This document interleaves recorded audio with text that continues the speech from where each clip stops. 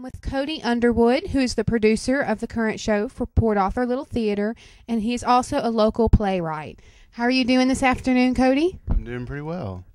All right, so the main thing that interests me is that you are a local playwright. I haven't really heard about very many others. I've heard about you for a while, since I've been doing theater for about 3 years. So what I want to know is what got you involved with playwriting? Well, basically, I was just looking for something to do in college, and I had a credit left, and there was a playwriting class, and I hadn't taken any theater classes at Texas State, where I graduated.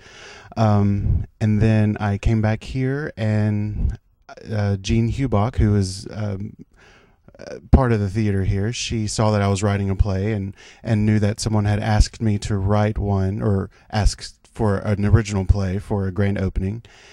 And I wrote it, and it kind of was a big deal, and it sold out, and we revived it 3 times. Most of my plays, I consider myself new to the whole theater world. I haven't been doing theater since I was a kid. It started in college at Lamar, Port Arthur. So I haven't seen or read as many as most playwrights have by the time they're getting plays produced.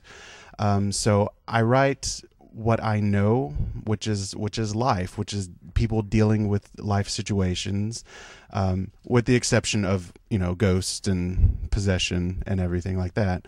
But I try, my goal right now is to portray life without over exaggerating it, but without understating it as well. You're a local author. You have something very exciting that's happened in your life. You're about to get your first book published. Yes, I actually participated in NaNoWriMo, which is the National Authors Writing Month in November, and I entered into a contest on CuriosityQuills.com. They're a newly found publishing company, and I actually won first place, and with that, I won a publishing contract. So my book will be released sometime late summer, I'm thinking, but I don't really have a date yet. It's to be announced. You're a writer, and then you're directing. This isn't your first show that you've directed. No. So do you feel like being a writer helps you be a better director because you can see through in your mind's eye how you want things to look on stage? I think I was a director before I started writing. I've been doing theater since I was a little kid. So I think the theater aspect has helped my writing more than my writing has helped the theater aspect, if that makes any sense. Hello, Paul. How are you doing? Good. How are you? All right. One of the things, you had a very, very busy year with Port Arthur Little Theater. First, you were involved with Putnam, the Spelling Bee, and then you're now doing this. You normally do comedies? I've done just about everything. I've done dramas, comedies, musicals. I've done... I did puppetry for Disney World for a couple years. I've done a little independent film work, so it doesn't really make any difference. I'll do anything. Do you prefer film to stage?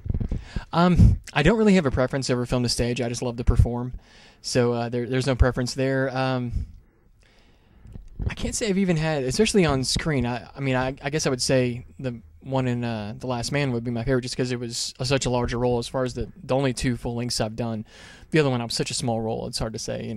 I loved my one line I had just before I got my throat ripped out. But they were both a lot of fun, and working on them is a lot of fun. As far as stage, that's a little tougher. I've done so many stage roles over the years. I think my favorite role would have to be the Cat in the Hat in Seussical the Musical, though. That was a blast. And what did you enjoy most about being the Cat in the Hat? Was it the big top hat or the tail? Well, I didn't actually have a tail. I was dressed in a tuxedo. Anybody that's seen Seussical, it's a little more... You're not actually dressed like the animal. You just wear things that imply the animal and imply the character. But it was... I think it was the audience interaction was a lot of fun. There's a script to the show, but the cat gets to break the third wall more than most characters I've ever played. So I would actually run into the audience and interact with the audience when anything happened on stage that I felt was necessary to do that. And I got to kick off both Act 1 and Act 2 with audience interaction that I would improv. So it was a lot of fun. And singing and dancing is cool too. So I'm now with Nikki Turner, who is one of the actresses in Love, Sex, and the IRS. All right, Nikki, one of the first questions I want to ask you before we go more into talking about yourself and your role in theater, what role are you portraying in this show? I'm Kate. She is John's fiance, and she's also having an affair with his best friend and roommate, Leslie. That seems very interesting, and you look like you're very excited to portray that. Are there any roles any dream roles you have in any particular shows or in any types of roles that you see yourself doing in the future? I would love to be a villain more than this villain. A villain type, some type of serious drama I'd like to try. We're on our best behavior every day, and it would be nice just to kind of let go of that, for a couple of hours at a time. And then also I think that there's parts of those characters that don't get brought out that you can relate to understand, so that you can bring that to the audience so that they can understand what that character is actually going through in some way. All right, Matt, tell us about your role in this particular show.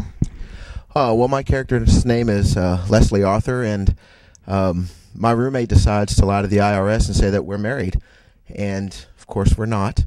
And since my name is Leslie, I'm the one that gets to be the woman.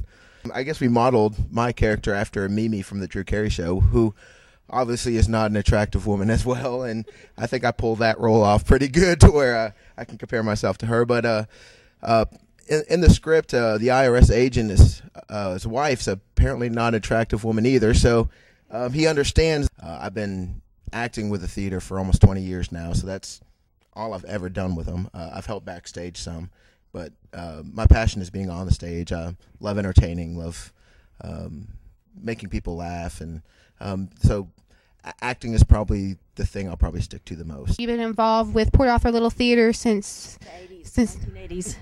How did you start getting involved?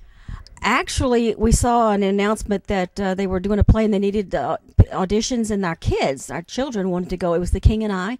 There was lots of places, and I sat out there and watched them, and I kept saying, I want to do this, and I got a part. What other, besides being in the shows and performing, what other parts do you do in Port Arthur Little Theater? Everything. I've directed. I've done props. We build sets. We make costumes. We do makeup. I've helped with the box office. I used to do the concession stand. I've done everything. I think the best thing we can do, since our main thing is the theater, is to produce the best and the most enjoyable plays that we can. The best thing to do is watch for the announcements when there's an audition for a play that they need young people or any age. Look for the ages, and if the play is any good, some of them are really Neil Simon. There's some really great things. Come and audition. You'll get hooked. Everybody will get a chance to participate, and you'll end up doing a lot more than you expect. So I was, if you're interested, and it is so much fun, I recommend that they try. Tell us about your role. Well, it's early 80s. It's as far as costumes go, it's early 80s. So it's kind of coming out of the 70s. So I play an IRS agent. So he's a little bit more sophisticated, or he dresses more sophisticated anyway. He takes his job pretty seriously. And he's a little bit, he's afraid to have fun in his personal life, I think. So he gets himself, in this particular situation, he gets himself involved in some fun that he's never really had before, and he kind of keeps crossing the line. So he's a fun character. I do like those really comedic roles. I enjoy making people laugh. But at the same time, I also feel like I haven't done enough dramatic roles. I've done a few, but nothing. I'd like to know more about that, and just do more drama, do more sad pieces. I last saw you were finishing up Almost Maine with Donnie Avery, who's also in this show. You were the assistant director. Yes. So are you usually a off the stage person or an on the stage person? Typically behind the stage. Yeah. I do enjoy on the stage, but more often than not behind the stage. All right. So before we go into your role in this show, what other roles have you done? I started when Port Arthur Little Theater did Stone Magnolias, and I did backstage with that. I've been on stage for White Christmas, Wizard of Oz, and then behind the stage for Like Always Patsy Cline with Studio 33, Almost Maine with BCP, and then this show. So, what did you do before you got into theater? Not really anything. Just worked and kind of did my own thing. I didn't really. I was looking for a hobby, and my friends were like, "You should get involved in theater. You're so funny." And so I was like, I don't know.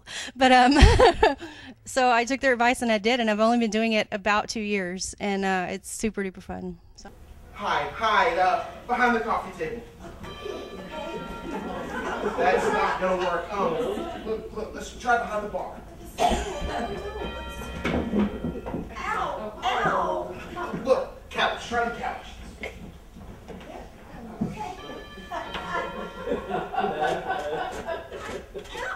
off of me. Look, hide the closet. There is no closet. What? You don't have a closet. You're kidding me. Leslie!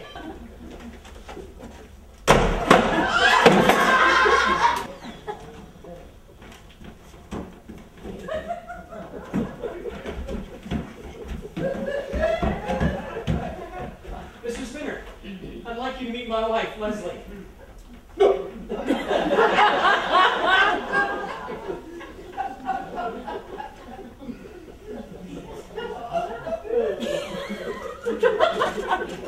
How are you?